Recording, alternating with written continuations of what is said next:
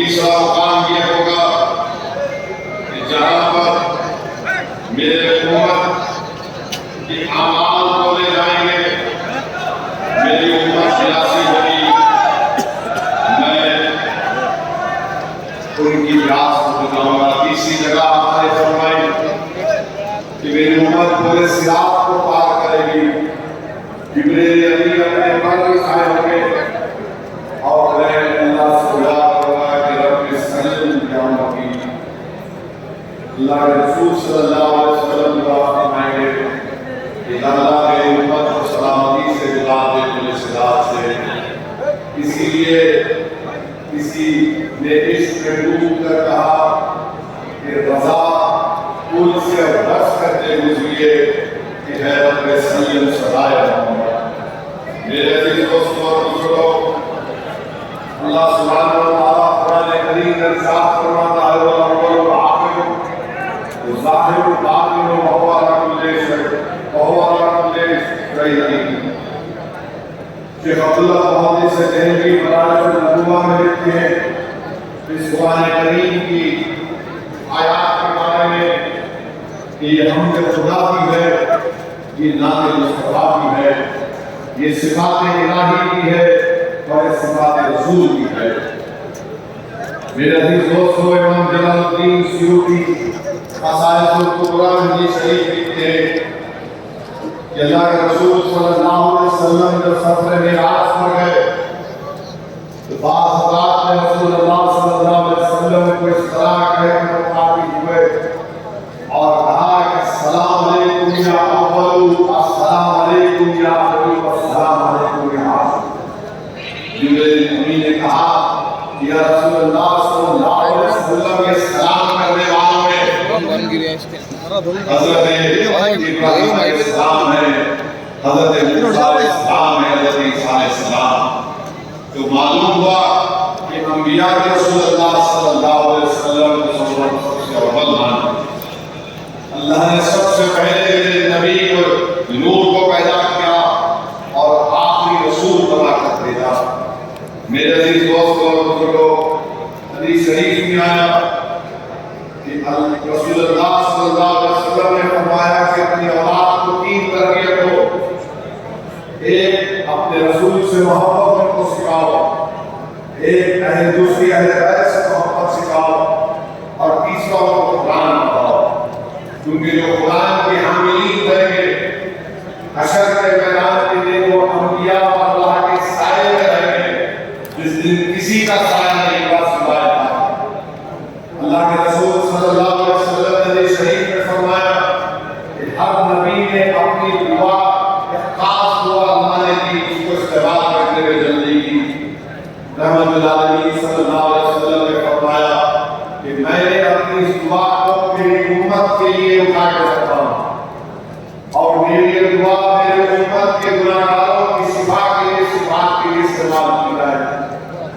मेरे अजीज दोस्तों और बुजुर्गों, अल्लाह कुरान में फरमाता है, अल्लाह के रसूल सल्लल्लाहु अलैहि वसल्लम के बारे में वमा अरसलनाका इल्ला रहमतल लिल आलमीन, हमने आपको तमाम जहानों के लिए सिर्फ रहमत बनाकर भेजा। सवाल ये पैदा होता है कि क्या जो लोग रसूलुल्लाह सल्लल्लाहु अलैहि वसल्लम को रहमत नहीं मानते, उन पर रहमत कैसे पूरी हुई? हज़रत इब्न अब्बास लिखते हैं 5 मिनट बना वीडियो बना कि जो लोग साबिक़ा अंबिया की उम्मतों में उस नबी को रसूल को नहीं मानते तो अल्लाह उनके चेहरों को बिगाड़ देता था, अल्लाह उनकी बस्तियों को जमीन में धंसा देता था, अल्लाह पर बारिश करता था। जो लोग आज रहमतुल आलमीन और रहमतुल आलमीन नहीं मानते, अल्लाह सुब्हानहू व तआला उनको अज़ाब से बचाता है। अल्लाह के रसूल सल्लल्लाहु अलैहि वसल्लम ने फरमाया कि जो मुझ पर एक मरतबा दुरूद सलाम पढ़ेगा, अल्लाह उस पर अपनी 10 रहमतों को नाज़िल करेगा, अल्लाह उसके 10 दर्जात को बुलंद करेगा, अल्लाह उसके गुनाहों को माफ करेगा। तो मेरे अजीज दोस्तों और बुजुर्गों, आइए एक मरतबा रहमतुल आलमीन सल्लल्लाहु अलैहि वसल्लम के ऊपर दो सलाम के नज़राने पेश करते हैं। अल्लाहुम्मा सल्ली अला मेरे अजीज दोस्तों और बुजुर्गों, अगर आप सीरत नबी का मायना करेंगे या पढ़ेंगे, जिस जमाने में अल्लाह ने रसूलुल्लाह सल्लल्लाहु अलैहि वसल्लम को भेजा, वो जमाना उलमा किराम लिखते हैं उसको आमल फितर कहते हैं, आमल फील की कहते हैं। उस जमाने में बहुत ज्यादा सब्जी हुई, बहुत ज्यादा फल हुआ, बहुत ज्यादा जो काफिले तिजारत करने के लिए गए थे मुनाफा कमा कर लाए थे।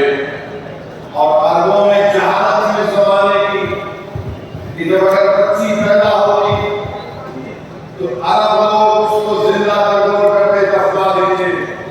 और तरीका ये था कि अगर बच्ची पैदा होगी तो गला धोकर बच्ची को दफनाया जाता और वो बच्ची चीखे मारती अब्बा अब्बा कहती, मगर इतने संदिग्ध थे कि उस पर मट्टी डालकर जिंदा बच्चियों को दफना देते थे। तो अल्लाह ने उस साल सिर्फ बेटों को पैदा किया। अल्लाह ये नहीं चाहता था कि मेरा हबीब आता है और कोई बच्चों पर जुल्म करे। उस साल अल्लाह ने तमाम बेटों को पैदा किया ताकि कोई बेटियों को जिंदा नहीं दफनाए। मेरे अजीज दोस्तों और बुजुर्गों, इस जलसे से पैगाम लेकर जाओ नौजवान। इन जलसों में जब आप शिरकत करते हैं तो पैगाम लेकर जाओ। पैगाम ये होना चाहिए कि हम सहाबा की इज्जत करें, हम सहाबा का एहतराम करें, हम सहाबा की जिंदगियों को पढ़कर देखिए और महसूस करें कि उन्होंने कैसी कैसी कुर्बानियां अल्लाह के रसूल सल्लल्लाहु अलैहि वसल्लम और दीन हक के लिए दी। और अल्लाह के रसूल सल्लल्लाहु अलैहि वसल्लम अपने सहाबा से कितनी मोहब्बत करते थे। एक जब कभी मदीने में कोई मेहमान आता तो रहमतुल्लाह अलैहि सल्लल्लाहु अलैहि वसल्लम सहाबा से कहते कि खुदा सहाबी निकाल मेहमान को अपने घर में रखें। एक वफद आया हबशा से तो रसूलुल्लाह सल्लल्लाहु अलैहि वसल्लम ने किसी सहाबी से नहीं कहा कि इनको घर में रखा जाए। अल्लाह के रसूल सल्लल्लाहु अलैहि वसल्लम ने ये फरमाया कि मस्जिद नबवी में तुर्की खैमा लगाया जाए। हमारे बहुत खूबसूरत खैमा होता था, मस्जिद नबवी में तुर्की खैमा लगाया गया।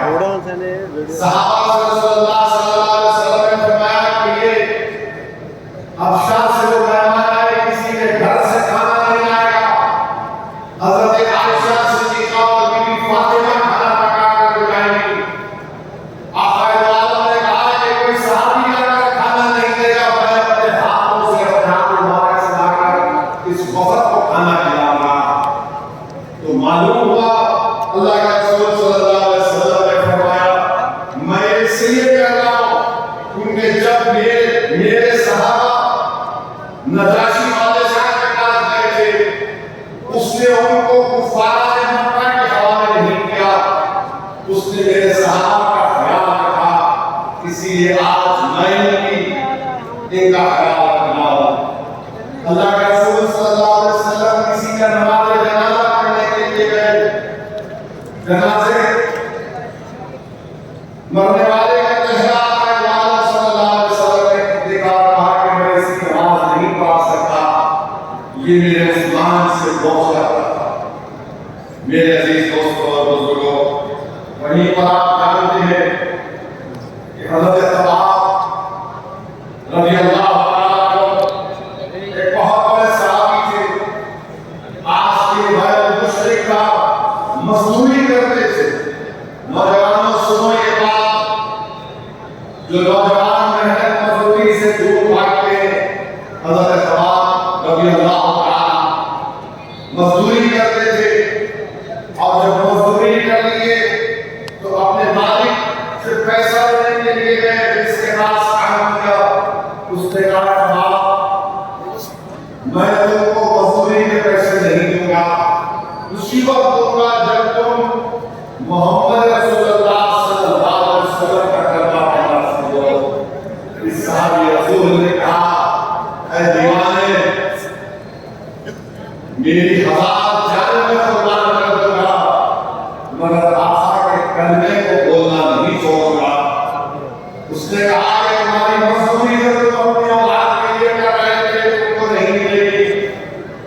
साहब रसूल हज़रत अब्बास ने जवाब किया कि हाँ मैं मजदूरी अपनी औलाद के लिए करता था, मगर मुझे मालूम था कि मैं मजदूरी अपने आका सल्लल्लाहु अलैहि वसल्लम पर कर रहा हूं, मैं उससे कैसे नहीं होगा।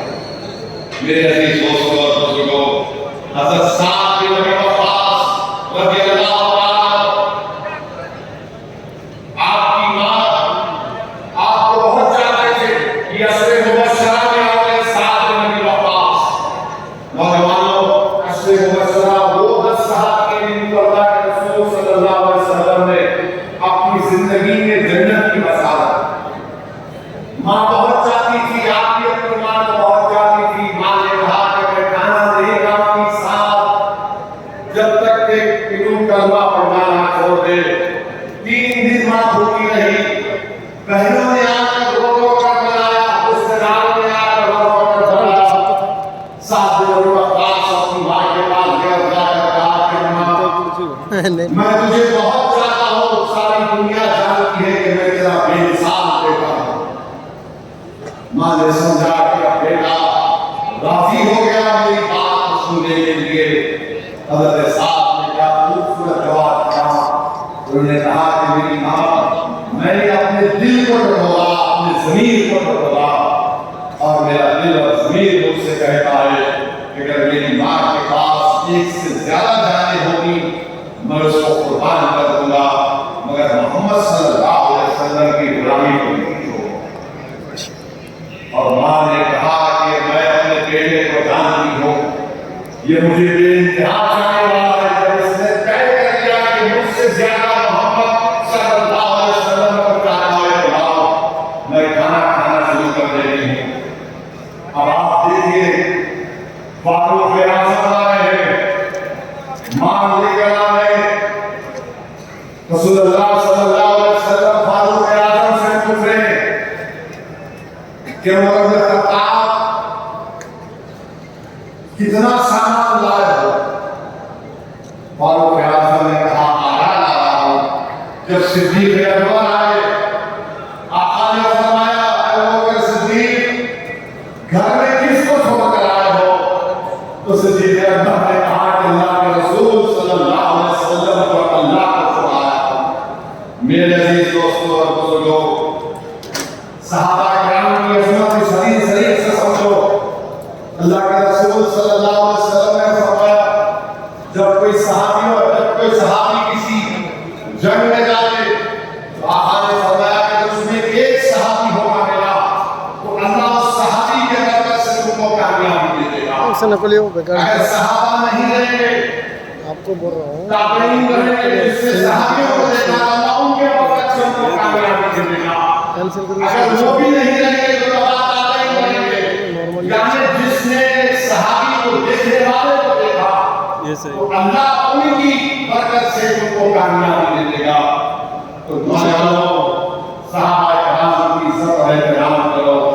इस जलसे से ये पैगाम लेकर जाओ कि रसूलुल्लाह सल्लल्लाहु अलैहि वसल्लम अपना लाभ दहन, यानी जिसको हम भूख के लाभ दहन अदब से कहते हैं, तो सहाबा अपने हाथों पर लेकर अपने जिस्म पर मल लेते थे। रसूलुल्लाह सल्लल्लाहु अलैहि वसल्लम अपनी नाक में घुंघटा लेकर देकर निकालते, सहाबा उसको हाथों में ले लेते थे, जमीन पर गिरते नहीं थे। नौजवानों, रसूलुल्लाह सल्लल्लाहु अलैहि वसल्लम की इज्जत की, रसूलुल्लाह सल्लल्लाहु अलैहि वसल्लम से इस तरह मोहब्बत करने का तरीका सहाबा किराम ने हमको सिखाया। नौजवानों, तुमको याद दिला रहा हूं, तारीख़ुल कबीर में इमाम तबरानी ने एक सहाबी का वाक़या लिखा, अबू महज़ूरा